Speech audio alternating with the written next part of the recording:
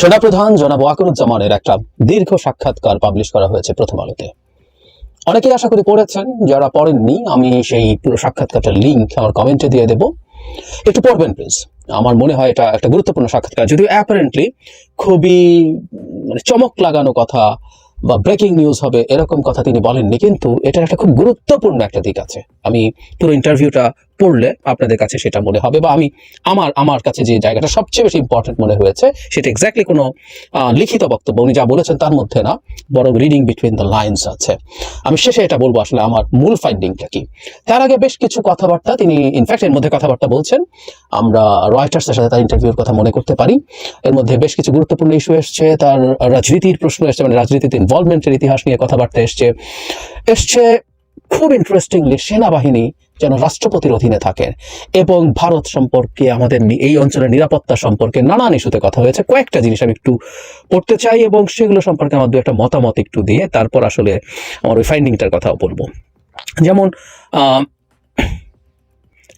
নির্বাচন সম্পর্কে তাকে যখন বলা হয়েছে সময়সীমা দিয়েছেন, তিনি সেটাকে সঠিক সময় বলে মনে করেন এবং তিনি অন্তর্বর্তী সরকারকে নির্বাচনের রূপরেখা বাস্তবায়নে সব সহযোগিতা করবেন। আমরা এই বাক্যটা খেয়াল করি, তিনি বলছেন আমরা অন্তর্বর্তী সরকারের নির্বাচনের রূপরেখা বাস্তবায়নে সব সহযোগিতা করব।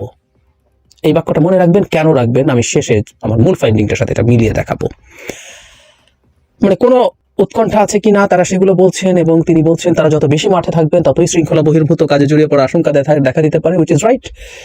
এই বাহিনীর কাজ পুলিশিং না, কিন্তু বিদ্যমান প্রেক্ষাপটে যেখানে পুলিশ এখনো ঠিকঠাক মতো দায়িত্ব শুরু করতে পারেনি, সেখানে সেনাবাহিনীর ম্যাজিস্ট্রেসি নিয়ে রাস্তায় আছেন। এটা আমাদের জন্য একটা গুরুত্বপূর্ণ সার্ভিস যে কোনো বিবেচনায়।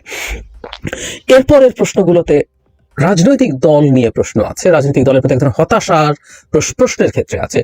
কিন্তু গত 5 দশকে আমাদের রাজনৈতিক দলগুলো অনেক কিছুই করতে চায়নি, তাদের ব্যর্থতার জন্য তো বর্তমান পরিস্থিতি তৈরি হয়েছে। মিলিটারি চিফ বলছেন ঠিক আছে, অতীত হয়নি, এখন তো সুযোগ সৃষ্টি হয়েছে, আমরা এই কাজগুলো করতে পারি। রাজনৈতিক দলগুলো সংস্কারের প্রতিশ্রুতি অতীতেও দিয়েছে, কিন্তু ক্ষমতা গিয়ে তারা কথা রাখেনি।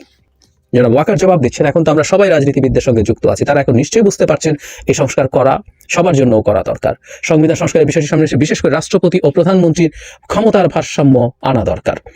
এই ক্ষমতার ভারসাম্যর ব্যাপারটা জনাব ওয়াকার এই প্রশ্নে আনা। তবে একটা জিনিস তাকে আমাদের এখানকার ফাইন্ডিংটা হচ্ছে, রাজনীতিবিদদের অনেক ত্রুটি বিচ্যুতি বা সমালোচনা থাকলেও দিনের শেষে রাজনীতির উপরেই আমাদের আস্থা রাখতে হবে, দেশ রাজনীতিবিদরাই চালাবেন। যারা ওয়াকার সেটা খুব স্পষ্টভাবে বলছেন, কিন্তু উনি ক্ষমতার ভারসাম্যের কথা নিজে ডেকে এনেছেন। তাতেই মনে হবে যে পরবর্তী প্রশ্নটা তিনি চেয়েছেন এরকম হোক। প্রথম আলো জিজ্ঞেস করছে, তার রাষ্ট্র পরিচালনা আপনি রাষ্ট্রপতি ও প্রধানমন্ত্রীর মধ্যে ক্ষমতার ভারসাম্য সৃষ্টি এই ধরনের একটা ধারণার কথা বলতে চাইছেন। জেনারেল ওয়াকার বলছেন আমি অত বিস্তারিত যেতে চাই না, আমি সংবিধান বিশেষজ্ঞও নেই, নিজের অভিজ্ঞতার আলোকেই বুঝেছি রাষ্ট্র ও প্রধানমন্ত্রীর মধ্যে ক্ষমতার ভারসাম্য আনা প্রয়োজন, সশস্ত্র বাহিনীকে রাষ্ট্রপতির অধীনে রাখা যেতে পারে। উনি এই একই কথা রয়টার্সকে বলেছেন। আমরা এভাবে যদি একটু চিন্তা করি যে রাষ্ট্রপতি সেনাবাহিনীর পুরো কমান্ডের ক্ষমতা যদি তার হাতে যায়, রাষ্ট্রপতি প্রধানমন্ত্রীর ক্ষমতার ভারসাম্য নিয়ে প্রচুর আলাপ হচ্ছে। এটা সত্য, আমাদের রাষ্ট্রপতির আসলে খুবই অক্ষমতা আছে, তেমন কোনো ক্ষমতাই নেই। কবরে গিয়ে ফাতেহা পাঠের কথা বলেছিলেন বিচারপতি শাহাবুদ্দিন আহমেদ। কিন্তু প্রধানমন্ত্রী না, রাষ্ট্রপতির অধীনে সেনাবাহিনী, কেউ আসলে এর মধ্যে আগেও দেখেছি যে একটা প্লট খোঁজার চেষ্টা করছেন, যে অন্তর্বর্তী সময়ে কে প্রেসিডেন্ট হবেন বা প্রেসিডেন্ট পাল্টাবে কিনা।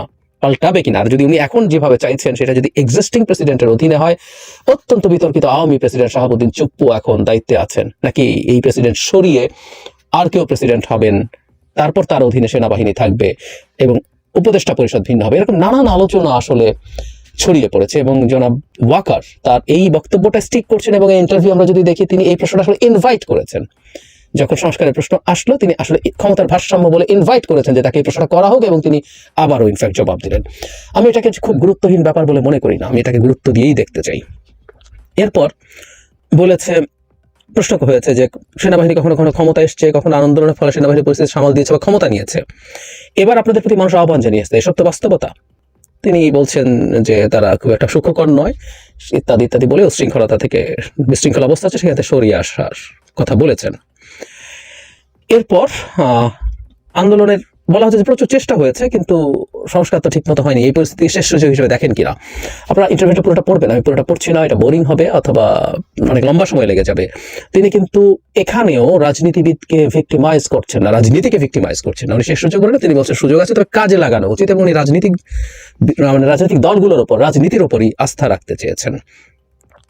সংস্কারের কথা আবার ফিরে এসছেন এবং হচ্ছে যে বিভিন্ন পর্যায়ে কথাবার্তা বলছেন, দলের মনোভাব কেমন দেখছেন। তিনি কিন্তু আশাবাদ দেখিয়েছেন যে এটা হতে পারে, চমৎকার ব্যাপার। আচ্ছা, এরপর আমরা আসলে মূল যে জায়গাটায় যেতে চাই সেটা হলো ভারত, এবং সবার শেষে আমাদের ওই গুরুত্বপূর্ণ জায়গাটাও আসবো, যেটা রাজনীতিতে জড়ানো নিয়ে তাকে একাধিকবার এই প্রশ্নের জবাব দিতে হচ্ছে, কেন হচ্ছে। ভারতের সঙ্গে পানি সীমান্ত সহ অনেক ইস্যু আছে, এখানে কিছু অমীমাংসিত বিষয়ে কিছু কথাবার্তা শুনছি, দেখছি। উনি ভারত সম্পর্কে যেটা বলছেন, ভারত আমাদের গুরুত্বপূর্ণ প্রতিবেশী, আমরা অনেক দিক থেকে ভারতের উপর নির্ভরশীল, আবার ভারতও আমাদের কাছ থেকে সুবিধাও পাচ্ছে। আনুষ্ঠানিক আর অনানুষ্ঠানিক মিলিয়ে ওদের প্রচুর মানুষ বাংলাদেশে কাজ করছে, এই দেশ থেকে অনেক মানুষ চিকিৎসার জন্য ভারতে যায়, অনানুষ্ঠানিকভাবে কাজ করছে। মিলিটারি চিফের মুখে এটা বলা খুবই জরুরি ছিল। কাজে আমাদের বাংলাদেশের স্থিতিশীলতার ব্যাপারে ভারতের বিরাট স্বার্থ আছে, দেয়া নেওয়ার সম্পর্ক ন্যায্যতার ভিত্তিতে এটা হতে হবে, ইত্যাদি ইত্যাদি বলে সব এটা রেখেই সম্পর্কটা তৈরি হতে হবে, এটা হলো সবচেয়ে জরুরি। জনগণ যেন কোনোভাবেই মনে না করে ভারত বাংলাদেশের ওপর কর্তৃত্ব করছে বা এমন কিছু করছে যা আমাদের স্বার্থের পরিপন্থী, কোনোভাবেই মানুষ যেন এটা না ভাবে, রাইটলি। এরপর উত্তর পূর্বাঞ্চলের নিশ্চয়তা, মানে 7 সিস্টার যে রাজ্যগুলো আছে সেগুলোর ব্যাপারে সহায়তা পেয়েছে, এটা উল্লেখ করছে। তারপর জেনারেল ওয়াকারের জবাব খুবই চমৎকার। দেখুন, আমার কথা হচ্ছে, আমার প্রতিবেশীর সঙ্গে আমি এমন কিছু করবো না যেটা তাদের কৌশলগত স্বার্থের পরিপন্থী হয়। একই সঙ্গে আমার দিক থেকে প্রত্যাশা থাকবে যে প্রতিবেশী আমার সঙ্গে এমন কিছু করবে না যা আমার স্বার্থের পরিপন্থী। আমি যখন তাদের স্বার্থ দেখবো যা আমার স্বার্থের, তারা আমার স্বার্থটা সমান গুরুত্বের সঙ্গে দেখবে। আমাদের পার্বত্য চট্টগ্রামে অস্থিতিশীলতা তৈরি হবে না, স্থিতিশীলতা নষ্ট হবে না মিয়ানমার সীমান্তেও। সীমান্তে আমাদের লোকজনকে হত্যা করবে না, আমরা ন্যায্য হিস্যার পানি পাবো, এতে তো কোনো অসুবিধা নেই, সম্পর্কটা ন্যায্যতার ভিত্তিতে হোক। অত্যন্ত বোল্ড স্টেটমেন্ট। আমরা জানি যে বাংলাদেশের পার্বত্য চট্টগ্রামে যে ইনসার্জেন্সি হয়েছিল দীর্ঘ সময়, 80s 90s এরকম সময়গুলোতে, সেই ইনসার্জেন্সি ভারতের প্রত্যক্ষ মদদে হয়েছিল। তারা ভারতের আশ্রয়ে থেকে এসে এখানে ইনসার্জেন্সি করেছে, তাদের অস্ত্র সাহায্য পেয়েছে। সুতরাং যখন বারবার 7 সিস্টার্সের আলাপ হয়, এই আলাপের সাথে তিনি রাইটলি পার্বত্য চট্টগ্রামকে জুড়ে দিয়েছেন এবং মিয়ানমার সীমান্তের আলাপটা তুলেছেন। কারণ সাম্প্রতিক সময় মিয়ানমার সীমান্তে অস্থিতিশীলতার পেছনে ভারত রোল প্লে করছে কিনা। আমাদের এখানে আরাকান আর্মিকে, যদি আরাকান আর্মির সাথে ভারতের সম্পর্ক আগে ভালো ছিল না, রাজনীতিতে শেষ কথা বলে কিছু নেই, সুতরাং সেটাকে দিয়ে, তাদেরকে দিয়ে কোনো অস্থিরতা তৈরির চেষ্টা করে কিনা সেটাও তিনি রাইটলি উল্লেখ করেছেন। চীনের কথা বলছেন, চীনের পররাষ্ট্রনীতি, এগুলো আমার কাছে খুব জরুরি না, কিন্তু এই যে রাজনীতি নিয়ে সবকিছুর পরও অনেকেই এখনো বলেন সেনাবাহিনীর আগ্রহ আছে রাজনীতি বা ক্ষমতা নিয়ে। সাধারণ মানুষের এমন ধারণা অতীতের অভিজ্ঞতা থেকে। তিনি বলছেন সামরিক বাহিনীর অবশ্যই রাজনীতিতে হস্তক্ষেপ করা উচিত নয়, রাজনীতিতে নাক গলানোর বিষয়টিও সেনাবাহিনীর জন্য ক্ষতিকর, অতীতে এগুলো হয়েছে, আমরা অতীত থেকে শিখেছি, এটা কখনো ভালো ফল বয়ে আনেনি। এই জন্যই আমার অঙ্গীকার হচ্ছে প্রধান হিসেবে নিজের মেয়াদকালে আমি রাজনীতিতে নাক গলাবো না, আমি সেনাবাহিনীকে রাজনৈতিক পরিমণ্ডলে হস্তক্ষেপ করতে দেব না, এটাই আমার স্পষ্ট অঙ্গীকার। আমরা মনে প্রাণে বিশ্বাস করি রাজনীতিবিদের বিকল্প রাজনীতিবিদরাই, তাদের বিকল্প সেনাবাহিনী নয়। তারপর জিজ্ঞেস করছে, বিভিন্ন দাবি দাওয়া নিয়ে আসছেন, এই প্রেক্ষাপটে জনগণের প্রতি কোনো বার্তা কি দিতে চান?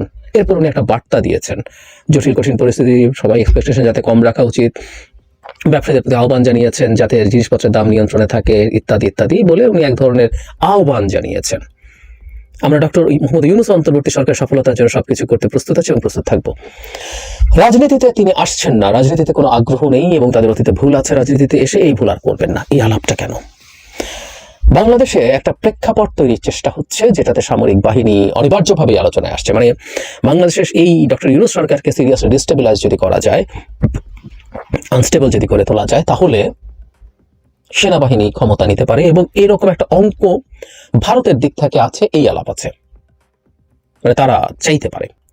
ডক্টর ইউনূসের মতো একটা জনগণের সমর্থন পুষ্ট সরকার, তাদের পক্ষে আসলে জনগণের স্বার্থ বা দেশের স্বার্থের বিরুদ্ধে গিয়ে ভারতের স্বার্থ পূরণ করা অন্যায় স্বার্থ, আমি আমাদের চিফ যেভাবে বলেছেন আমরা এভাবেই বলি, পারস্পরিক স্বার্থ দেনা পাওনার বাইরে গিয়ে করা সম্ভব না। ফলে ভারতের জন্য মন্দের ভালো হচ্ছে এখানে একটা মিলিটারি টেক ওভার হওয়া, এটা ফ্যাক্ট। এই আলাপ অনেকেই করছেন, রাইটলি করছেন, আমরা এটাকে যৌক্তিক মনে করি। ফলে কেউ চাইবেন সামনে, আমরা নিশ্চিতভাবেই চাই, সেটা প্রধান যা বলেছেন আমি আন্তরিকভাবে এটা বিশ্বাস করতে চাই, বিশ্বাস করি। কারণ সেনাবাহিনীর ক্ষমতা নেওয়ার সবচেয়ে উপযুক্ত সময় ছিল শেখ হাসিনা পালিয়ে যাওয়ার পর। তখন বহু মানুষ এখানে আহ্বান জানিয়েছিলেন, জনগণ খুশি হতো তখন তারা নিলেও, তারা সেটা করেননি, সবচেয়ে প্রপার সময়ে করেননি। এখন করবেন কিনা করবেন না, কিন্তু পরিস্থিতি যদি এতটাই ঘোলাটে করে ফেলা যায় যে তখন দেশের স্বার্থে তাদেরকে আমাদের মধ্যেই অনেকে আহ্বান জানাবেন ক্ষমতা নেওয়ার জন্য, সেই পরিস্থিতি তৈরির চেষ্টা হবে বলে আমরা মনে করি।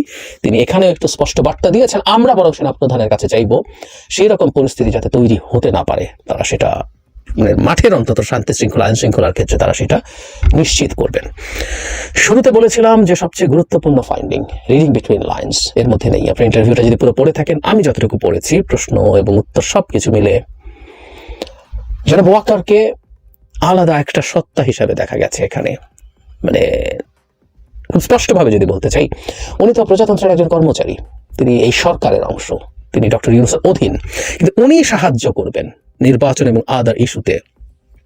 মানে খানিকটা এরকম যেটা ওনার সদিচ্ছা না, এটা ওনার সদিচ্ছা নয় কোনোভাবেই, এটা ওনার একেবারে চাকুরির দায়িত্ব, একদম সোজাসাপটা কথা। কিন্তু এই পুরো ইন্টারভিউর টোন হচ্ছে উনি একটা ডিফারেন্ট এন্টিটি, স্টেটের একটা পাওয়ার সেন্টার। কথাটা হয়তো ভুল না, কেউ কেউ বলতেই পারেন হ্যাঁ আমরা মানি এটা ১/১১ সরকার না, ১/১১ সরকার মানেই হচ্ছে আসলে মিলিটারি সরকার। ওটা একটা কু ছিল সত্যিকার অর্থে, একটা ডিফারেন্ট ফর্মের কু, যেখানে সামনে একটা সিভিল মুখোশ ছিল। এটা কোনোভাবেই কু না, যদিও কিছু গুরুত্বপূর্ণ লোকজন, জেফ্রি স্যাকচারের মতো লোকজন এটাকে কু বলার চেষ্টা করেছেন, কিন্তু এটাও সত্য মিলিটারি সময় একটা ডিসাইসিভ রোল প্লে করেছিল, কোনো সন্দেহ নেই। কিন্তু এটা মিলিটারি সরকার না, কিন্তু মিলিটারি চিফকে এখানে একদম একটা বিরাট ক্ষমতাধর এন্টিটি হিসেবে দেখা যায়। তার উত্তরের ধরনেও কিন্তু সেই রকম। প্রথম আলোর কিছু কিছু প্রশ্ন মনে হতে পারে যে আসলে তাকে এইভাবেই ট্রিট করা হচ্ছে, কিন্তু এই যে প্রশ্নের ধরন, এটা তার দিক থেকে হয়তো ভেঙে দেওয়া হতে পারত। প্রত্যেকটা জিনিস তিনি সরকারের নির্দেশেই করবেন, কথাগুলো এরকম আসতে পারত, which is missing। এটাই হলো সবচেয়ে গুরুত্বপূর্ণ ফাইন্ডিং। এটাও আমাদের একটু মাথায় রাখতে হবে। সেনাপ্রধানের এই ধরনের একটা ইমেজ আছে আমরা জানি, কিন্তু এটাকে যখন প্রকাশ্যে এভাবে আসে, এটা নিয়ে কিছু কথাবার্তা বা আমাদের মাথায় একটু চিন্তাটুকু জারি রাখা দরকার আছে। কেন এটা এভাবে হলো, আমরা মাথায় যেন এটুকু রাখি।